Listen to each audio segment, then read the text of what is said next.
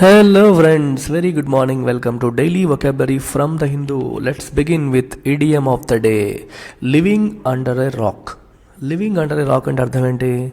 Being unaware of current events అంటే బయట ఏం జరుగుతుందో తెలియకపోవడం, నీ ప్రపంచంలో నువ్వు వేరేగా ఉండడం, ఏం జరుగుతుందో తెలియకపోవడం అనమాట.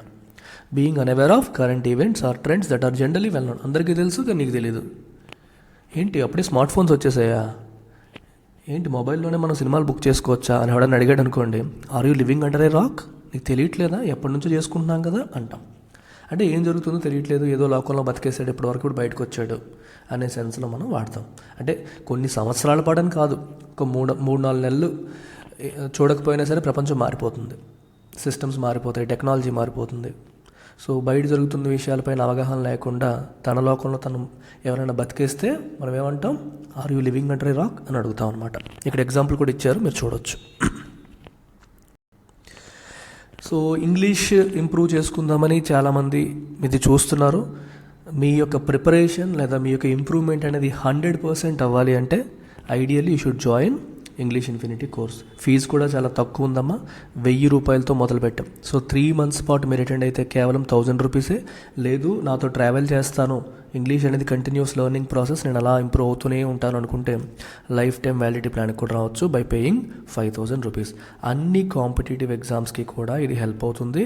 In general to improve your English, right? మీరు మాట్లాడే విధానం కావచ్చు, రాసే విధానం కావచ్చు, మీ అండర్స్టాండింగ్ ఆఫ్ వొకాబులరీ కావచ్చు, రకరకాల ఆస్పెక్ట్స్లో మీరు ఇంప్రూవ్ అవ్వాలనుకున్నా సరే ఇంగ్లీష్ ఇన్ఫినిటీ కోర్స్ అనేది మీకు హెల్ప్ అవుతుంది. Even if you're a working professional or a college student or anyone. మరి ఈ కోర్స్ ఎలా పర్చేస్ చేయాలి?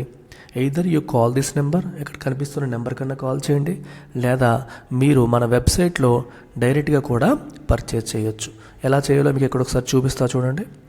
ఇది మన వెబ్సైట్లో ltxclasses.com, ltxclasses.comలోకి వెళ్ళి మీరు సెర్చ్ బాక్స్లో ఇంగ్లీష్ ఇన్ఫినిటీ అని కొడితే మీకు వచ్చేస్తుంది. ఇక్కడ మీకు ప్లాన్స్ చూడండి ఎన్ని కనిపిస్తున్నాయి. Life time validity 5000, you can choose 1 year validity 3000, you can choose 6 months validity 2000, you can choose 3 months validity 1000. So మీరు వ్యాలిడిటీ మార్చుకొని పే చేసుకొని you can add to cart and then pay. లేదు ఇంకోసారి చూపిస్తాను, ఇది వెబ్సైట్ అమ్మా.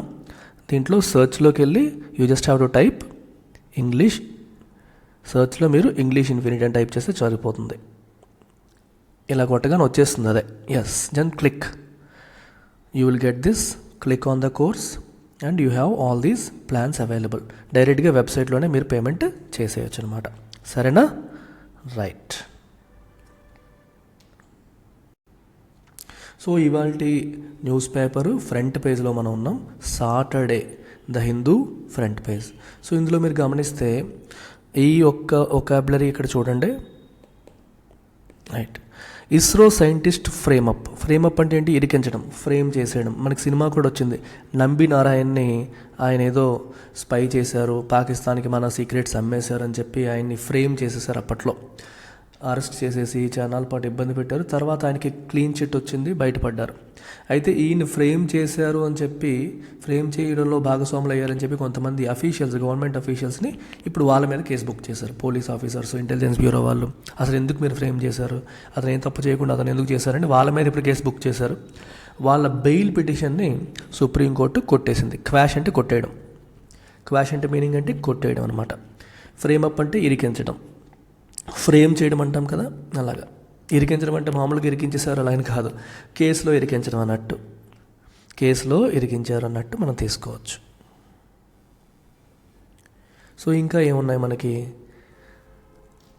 పెద్దగా మనకి ఈ పేజ్లో లేవు. ఈ ఎక్యూజ్డ్ అనే పదం మనం రోజు చూస్తాం. ఎక్యూజ్డ్ అంటే మీనింగ్ ముద్దాయి, యూ నో దిస్.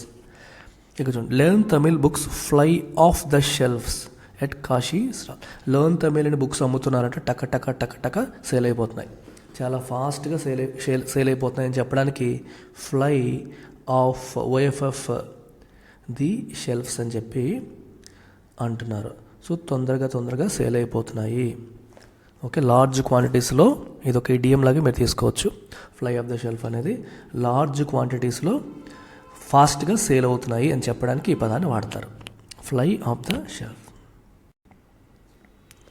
ఇక్కడ చూడండి, MCD polls redrawn ward boundaries in Okhla fuel allegations of politically motivated manipulations. చూడండి ఇక్కడ ఎన్ని సెంటెన్స్లు ఉన్నాయో, ఎన్ని వర్డ్స్ ఉన్నాయో. ఇక్కడ ఫ్యూయల్ అనే పదానికి మీనింగ్ ఏంటి? మామూలుగా ఫ్యూయల్ అంటే ఇంధనం, నౌన్ ఫామ్లో తీసుకుంటే. కానీ ఈ సెంటెన్స్లో ఫ్యూయల్ అనేది వెర్బ్ ఫామ్లో వాడారు. Redrawn ward boundaries, ward బౌండరీస్ని మార్చారంట. Ward బౌండరీస్ని మార్చేశారు. ఈ మార్చడం అనేది ఎక్కడ? ఓక్లాలో.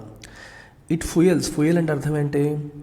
Fuels allegations of politically motivated manipulations. అంటే పొలిటికల్గా మోటివేట్ అయ్యి మ్యానిపులేషన్ చేశారు, మార్పులు చేర్పులు చేశారు. అంటే ఈ బౌండరీస్ మార్చడం వెనకాల పొలిటికల్ మోటివేషన్ అనేది ఉంది అన్న ఆరోపణల్ని ఈ రీడ్రాన్ వార్డ్ బౌండరీస్ ఏం చేసాయి? ఫ్యూయల్ చేసాయి. ఫ్యూయల్ అంటే make stronger, make something stronger, especially feeling or emotion. Feeling or emotion, మన ఎమోషన్ని లేదా ఫీలింగ్ని, ఒపీనియన్ని ఇంకా స్ట్రాంగ్ చేయడాన్ని ఫ్యూయలింగ్ అంటాం. అర్థమవుతుంది? మీకు ఒక అనుమానం ఉంది, సో అనుమానం బలపరిచేలాగా ఏదో ఒక ఈవెంట్ కనిపించింది. So it fuels your, me doubts ఇంకా ఫ్యూయల్ అవుతాయి, మీ ఆరోపణలు ఇంకా వీళ్ళపైన వస్తున్న అలిగేషన్స్ అనేవి ఇంకా ఫ్యూయల్ అవుతున్నాయి. అలా మీరు అర్థం చేసుకోవాలి. అర్థమవుతుందా? ఫ్యూయల్ అనే పదాన్ని మనం ఇక్కడ ఎలా వాడాం? వెర్బ్ రూపంలో వాడాం. గుర్తుపెట్టుకోండి అమ్మా, నౌన్ రూపంలో కాదు. It is used as a verb. మీరు ఫ్యూయల్ని ఉపయోగించి ఒక సెంటెన్స్ ఫ్రేమ్ చేయడానికి ట్రై చేయండి, చూస్తా నేను ఎలా రాస్తారో.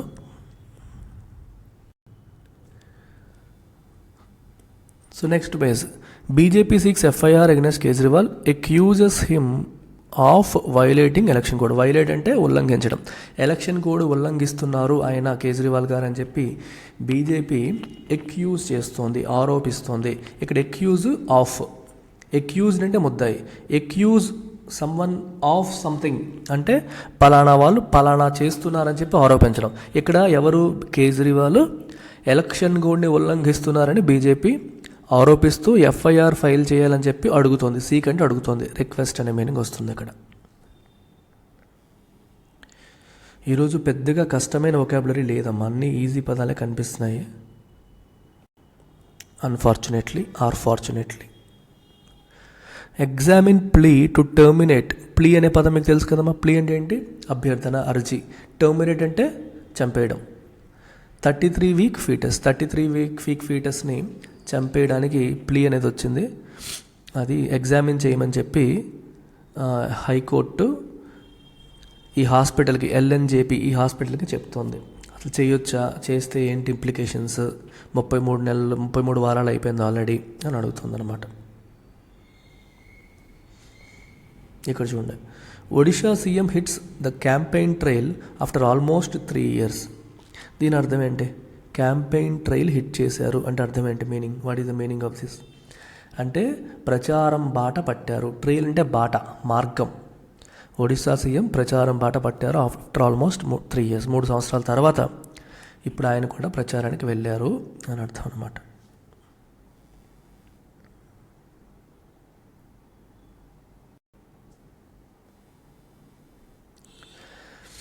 నెక్స్ట్ చూడండి, west Bengal power plants fail to curb sulphur emissions. Curb అంటే కంట్రోల్, రెస్ట్రిక్ట్, రిస్ట్రెయిన్. అర్థమవుతుందా? కంట్రోల్ అని, రెస్ట్రిక్ట్ అని. ఓకే, నియంత్రణలో ఉంచడం. పవర్ ప్లాంట్స్ సల్ఫర్ ఎమిషన్స్ని కంట్రోల్ చేయడంలో ఫెయిల్ అయ్యాయి. అంటే విపరీతంగా సల్ఫర్ని ఎమిట్ చేస్తూ వస్తున్నాయి అన్నమాట అవి. ఇది చూడండి, CPIM hardens stance against action council. Stance అంటే your attitude towards something. For example, what is your stance towards same sex marriage అన్నారనుకోండి. సేమ్ సెక్స్ మ్యారేజ్ పట్ల నీకున్న ఒపీనియన్ ఏంటి, నీ యాటిట్యూడ్ ఏంటి, what is your stand towards it అంటాం కదా, అలాగా. హార్డెన్స్ అంటే ఇంకా గట్టి పడిపోవడం. అంటే నువ్వు ఒక పర్టికులర్ ఆస్పెక్ట్ పైన నీకున్న ఒపీనియన్ కొన్నిసార్లు ఫ్లెక్సిబుల్గా ఉంటుంది, కొన్నిసార్లు చాలా స్ట్రాంగ్గా ఉంటుంది. హార్డెన్ అంటే ఇంకా గట్టి, strong. For example, if you are against same sex marriage, ఇంతకుముందు డౌట్ఫుల్గా ఉన్నావు, పర్లేదేమో అన్నట్టుగా ఉన్నావు. ఇప్పుడేమో యూ హెవ్ డిసైడెడ్ నో, సృష్టి విరుద్ధం, చేయకూడదు అది. That means you have hardened your stand against same sex marriage. ఇంతకుముందు కూడా వ్యతిరేకంగా ఉన్నావు కానీ కొంచెం ఫ్లెక్సిబుల్గా ఉన్నావు, ఇప్పుడు ఫుల్ ఫ్లెడ్జ్డ్గా స్ట్రాంగ్ అయిపోయావు, అప్పుడు హార్డెన్ అనే పదాన్ని వాడతారు. అంటే ఏదన్నా ఒక విషయంలో మన ఒపీనియన్ కానీ మన ఆలోచన విధానం కానీ ఇంకా స్ట్రాంగ్ అయిపోయింది, పాజిటివ్ కావచ్చు, నెగిటివ్ కావచ్చు, దాన్ని హార్డెన్ అనే పదంతో మనం వాడతారు అన్నమాట.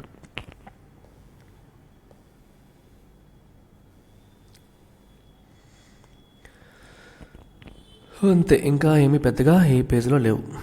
సో ఎడిటోరియల్ పేజ్లో ఒకే ఒక ఎక్స్ప్రెషన్, చాలా ఇంట్రెస్టింగ్ ఎక్స్ప్రెషన్ వచ్చింది, ఫ్రేజ్ ఇది, ఆన్ ద బాయిల్ అని. ఆన్ ద బాయిల్ అంటే ఎలా అర్థం చేసుకోవాలంటే, if a situation or feeling is on the boil, it is very strong or a lot of people are talking about it. అందరూ దాని గురించి మాట్లాడుకుంటున్నారు, చాలా స్ట్రాంగ్గా ఉంది, ఇంటెన్స్గా ఉంది అని అర్థం. కొన్నిసార్లు చూడండి, ఏదైనా ఇష్యూని ఎప్పుడు జనాల నోట్లో నాణేలా చేయడానికి మీడియా విశ్వ ప్రయత్నాలు చేస్తుంది. You can say media is trying to keep the issue on the boil. And అందరూ దాని గురించి మాట్లాడుకునేలాగా, యాక్టివ్గా అందరి నోట్లో నానేలాగా మీడియా ప్రయత్నాలు చేస్తుంది. ఓకే, అంటే యూ కెన్ సే ఇప్పుడు కాశ్మీర్లో ఎప్పుడు ఏదో ఒక యాక్టివిటీ జరుగుతుంది అనుకోండి. యాక్టివిటీ అంటే ఇక్కడ ఫైరింగ్, ప్రజలకి బార్డర్కి, మన పోలీసులకి మధ్యలో, బార్డర్ సెక్యూరిటీ ఫోర్స్కి మధ్యలో గొడవలు కావచ్చు, పాకిస్తాన్ వాళ్ళు రావడం కావచ్చు, ఫైరింగ్ కావచ్చు. You can say the border is on the boil. అంటే సమ్ యాక్టివిటీ ఈజ్ హ్యాపెనింగ్, ఏదో ఎప్పుడు జరుగుతూ ఉంది, ఏదో ఒకటి అయిపోతుంది, అంటే కామ్గా లేకుండా ఏదో ఒకటి గట్టిగా జరుగుతుంది అని చెప్పడానికి ఈ ఆన్ ద బాయిల్ అనే ఎక్స్ప్రెషన్ యూజ్ చేస్తాం. సరేనమ్మా. నెక్స్ట్ ఫైనల్గా reverberations from a blast in Mangaluru. మంగళూరులో బ్లాస్ట్ అయింది. రివర్బరేషన్స్ అనేవి ప్రకంపనలు.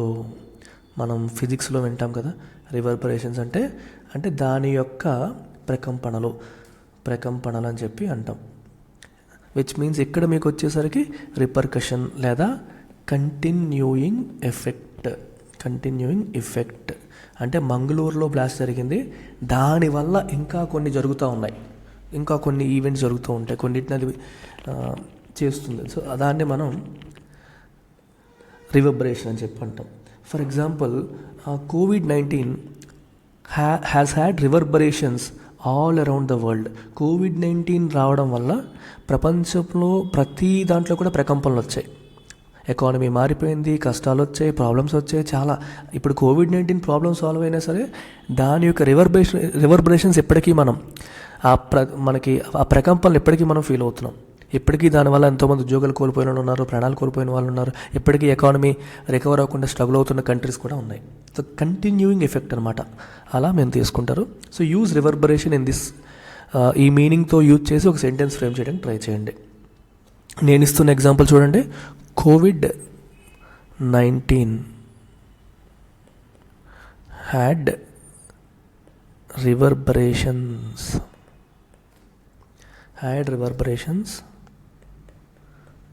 Around the world. ప్రపంచమంతా దానివల్ల ప్రకంపనలు వచ్చాయి. మొత్తం ప్రపంచమంతా కూడా ప్రకంపనలు వచ్చేలాగా COVID-19 చేసింది అని అర్థం.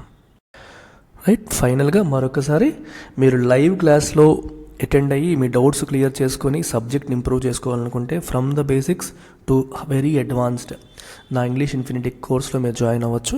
మీకు 4 డిఫరెంట్ ఆప్షన్స్ ఉన్నాయి. My recommendation is always life time validity course, but if you want to start with 3 months course you can start. తర్వాత అప్గ్రేడ్ అయ్యే ఛాన్స్ కూడా ఇస్తాను.